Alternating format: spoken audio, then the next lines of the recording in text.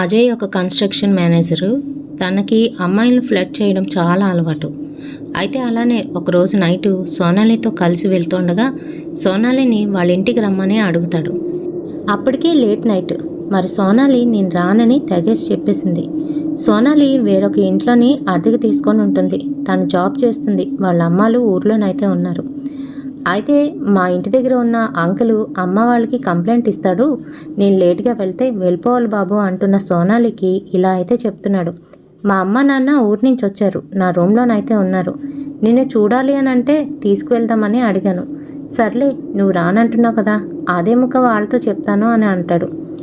ఇంక బాగోదని సరే అయితే పద పద, తొందరగా వెళ్ళి మళ్ళీ తొందరగా నేను ఇంటికి వెళ్ళిపోవాలి.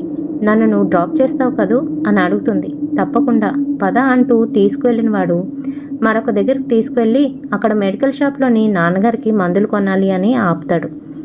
అక్కడ తను మందులు తీసుకొని కూల్ డ్రింక్ కూడా కొని తన దగ్గరికి అయితే తీసుకొస్తాడు. ఇదిగో అందాకలి కూల్ డ్రింక్ తాగు అని ఇస్తాడు. వద్దు అంటున్నా కూడా బలవంతం చేస్తూ పర్వాలేదులే తాగు అని ఇస్తాడు. సోనాలి తెలియక తాగేస్తుంది.